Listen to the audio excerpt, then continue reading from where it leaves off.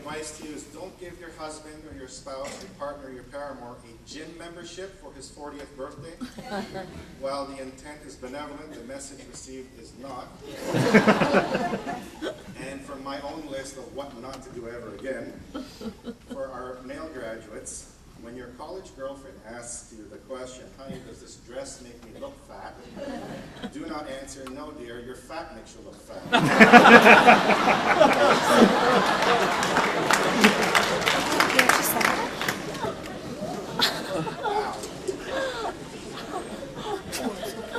Our lovely, our talented, beautiful master of ceremonies, John Hunt, had the misfortune of having both the responsibilities of teaching me high school English and handing out the pensions during my time here. Unfortunately, I only managed to exceed at one of them, and you can take your best guess as to which one. I always told people that my failure as a high school English student was that I was an off-the-boat immigrant from a third world country, and that English wasn't my mother tongue. Nobody bought it then, and I'm sure none of you are buying it now. But that said, in grade 10, Mr. Hunt forced us to read what has since become my favorite novel, and that is Alexander Dumas's The Count of Monte Cristo. And for those of you who aren't aware of it, the storyline is simple, that there is a very wounded and displeased man who makes it his life's work to exact excruciating revenge on his enemies that cause his suffering. God, I love hearing those words. But despite that theme, what is actually most important in this novel is what Dumas writes on the last page, and let me quote. There is neither happiness nor unhappiness in this world. There is only the comparison of one state with another.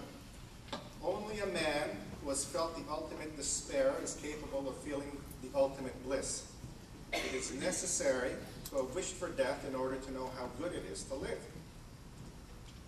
So in the history of high school commencement speeches worldwide, I'm going to be the first one ever to wish each and every graduate here failure in your lives. I hope and pray that somehow you fall flat on your face, you suffer a setback, and you go down the ladder of life a few rungs. Because after that failure, and this is where Dumas is actually absolutely correct, the success and the accomplishment that you will experience will be enjoyed tenfold. It'll be sweeter.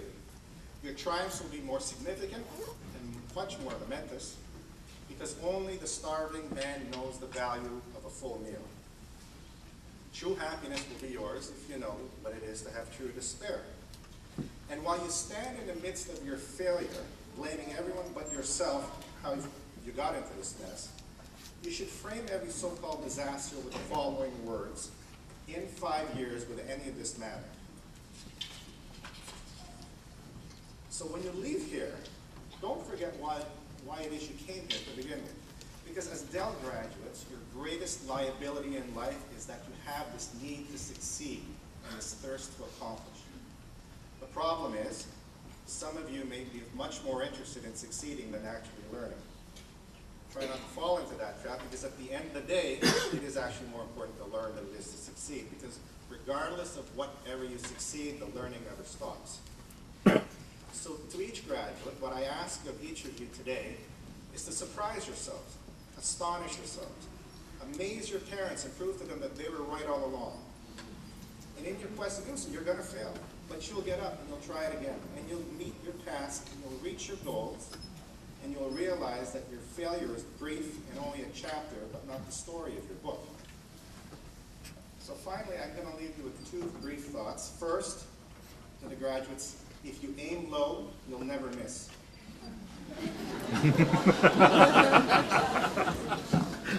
And second, I'm going to give you 3 names. Tony Pomper was the CEO, retired now, of the Bank of Montreal. Bob Chisholm, retired now, was the vice chair of the Bank of Nova Scotia. And Tom Woods, still is the chief financial officer and the chief risk officer of the CIBC. 3 highfalutin guys, all of whom are Dell graduates. One of these graduates here could be them, and I'm hopeful that one of you will become them. Hopefully all of you will become them. But however, one of you could turn into the next Bernie Madoff. So to the next Madoff in our graduating class, when you get arrested, I'm going to beg you that you tell people that you went to St. Mike's.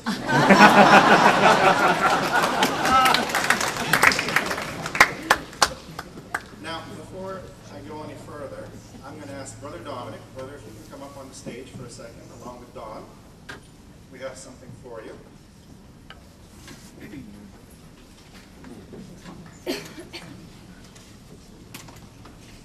Now, brother,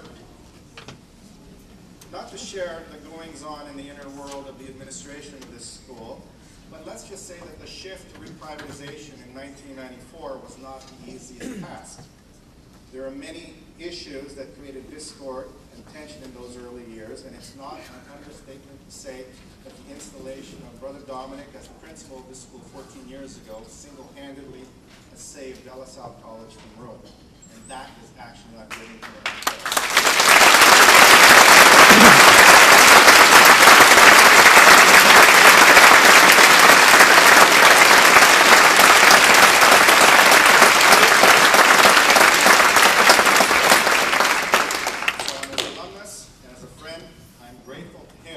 saving our school. So, brother, thank you. And from the board of directors and from your friends here at Salle, we have these gifts for you. There you go. That, brother, I know you took a vow of poverty when you entered the order, but if the Holy Father or Pope can wear a solid gold ring as the vicar of Christ, then the head of the Christian Brothers in the city of Toronto can wear a Rolex.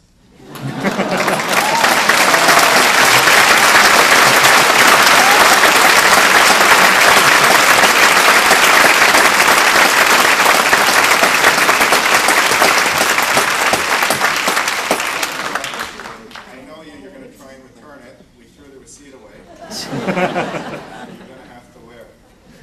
And we also have this for you. This is a pen for you to sign checks and salary checks with staff. And so, ladies and gentlemen, I would like to introduce to you Brother Dominic.